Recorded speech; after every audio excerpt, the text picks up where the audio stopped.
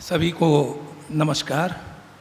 मंचासीन अध्यक्ष महोदय, विद्वत जन, जितने उपस्थित सभागार में सभी लोगों का बहुत बहुत स्वागत और अभिनंदन है। मैं तो यहीं प्रयाग में 42 वर्षों से वास कर रहा हूँ और भारतीय संस्कृति की, लोक संस्कृति की अगर हम बात करते हैं तो जितनी भी भारतीय लोक संस्कृति की भारतीय एक धरोहर जो कहा गया है, ये हमारी वही धरोहर आत्मा मानी गई है।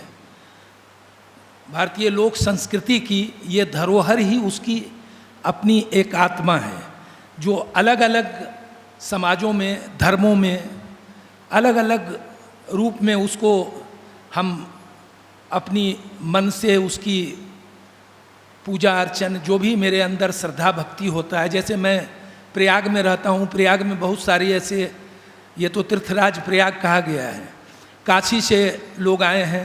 काशी और प्रयाग का बहुत अंतर संबंध रहा है। और ये जो लोक संस्कृति है, ये हमारे पूरे जीवन काल से जुड़ा हुआ है। जब से सृष्टि का सृजन हुआ तब से ये संस्कृति हमारे साथ निरंतर एक धारा प्रवाह, एक अविरल धारा के रूप में चल रही है, जो चाहे वो संगीत के क्षेत्र में हो, शास्त्र के क्षेत्र में हो।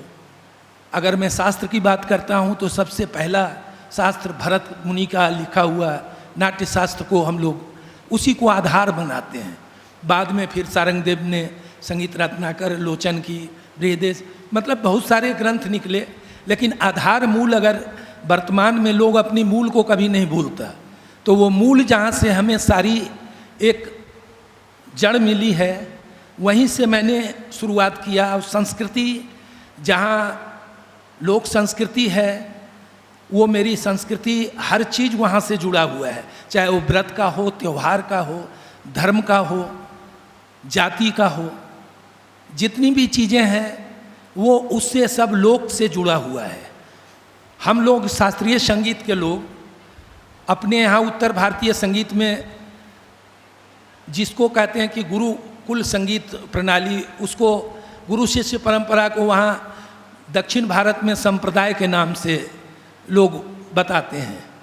तो बात तो कहीं ना कहीं से सिमिलर है, केवल जगह बदलती है, भाषाएं बदलती है, लेकिन जो प्रकृति की, जो लोक भारतीय संस्कृति की जो प्रकृति है वो कहीं ना कहीं एक ही है, वो अलग नहीं है। और संगीत की अलग अलग विधाएं जैसे हुई है, तो ये लोक संगीत की विधा बहुत प्राचीनतम रही, आज से नहीं। जब से सृष्टि का सृजन हुआ, सृष्टि शुरू हुई, तभी से किसी न किसी रूप में लोक संगीत, आलोक जो क्रिया है, लोगों की जो एक चलन है, जो रीत रिवाज है, वो शुरू से चलता रहा। अब बाद में अगर हम उसको देखें, जैसे शास्त्रीय संगीत ने एक अपना शास्त्र लेके पूरी तरह समृद्ध ये हो गया, उसी तरह लोक संगीत की भी एक अपनी खास पुरानी कुछ खास ऐसी चीज़ें हैं जो उसको पारंपरिक धुन के नाम से जानते हैं। जैसे हम राग को बदल नहीं सकते। अगर यमन में तीव्र मध्यम लगता है तो उसमें शुद्ध मध्यम लगाएंगे तो यमन कल्याण हो जाएगा, दोनों मध्यम लगाएंगे तो। अगर शुद्ध स्वर का राग है तो बिलावल थाटी होगा। अगर केवल बिलावल की बात करेंगे तो बिलावल में भी अलग अलग प्रकार है। तो मैं शास्त्र की बात करता हूँ तो अपनी शास्त्रीय संगीत की, शास्त्र की परंपरा एक अलग है और उसमें बहुत सारी चीज़ें हैं।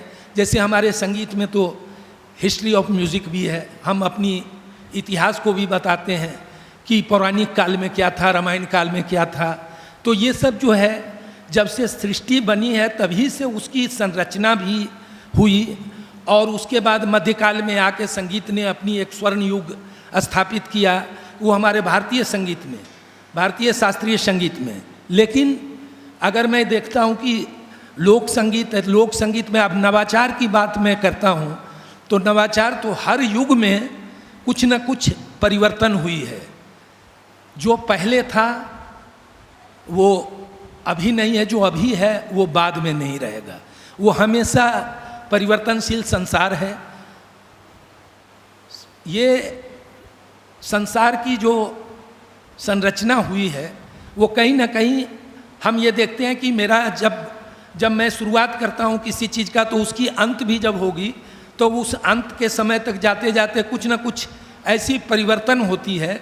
बीच में हम लोग ये 50 सालों के अनुभव में जो संगीत की यात्रा किया, इतने दिनों में बहुत सारी परिवर्तन देख लिया, बहुत सारी चीज़ों को बदलता हुआ स्वरूप देख लिया, चाहे वो लोक संस्कृति में हो, चाहे वो लोक परंपरा में हो, चाहे वो शास्त्रीय संगीत की परंपरा में हो। हम चीज़ों को नहीं बदल सकते, लेकिन नवीनता ला सकते हैं।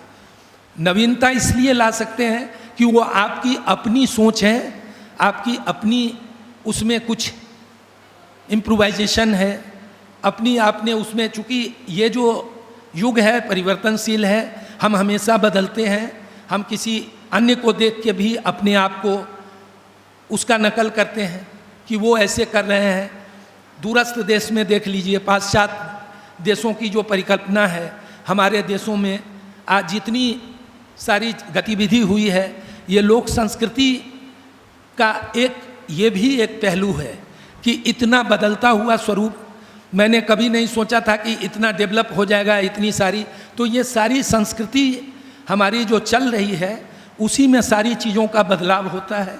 संगीत में भी कुछ न कुछ नवाचार होती है, और गायकी में अगर कुछ पारंपरिक चीज़ है तो उसमें कुछ नवीनता भी आई कि कुछ लोगों ने अपनी सोच डाला, कुछ साहित्य के कुछ शब्दों का चयन किया, उस रूप में किया कि हमारी लोक संस्कृति में वो नवाचार के रूप में सामने आ सके। तो हर तरह से हमारा लोक संस्कृति की जो परंपरा है, ये समृद्ध है, समृद्ध रहा और समृद्ध रहेगा, अंत तक रहेगा। इसलिए कि बदलता हुआ स्वरूप में भी अपनी वास्तविकता को लोग नहीं भूलते हैं, हमेशा उसको याद रखते हैं। बहुत बहुत धन्यवाद, बहुत बहुत आभार।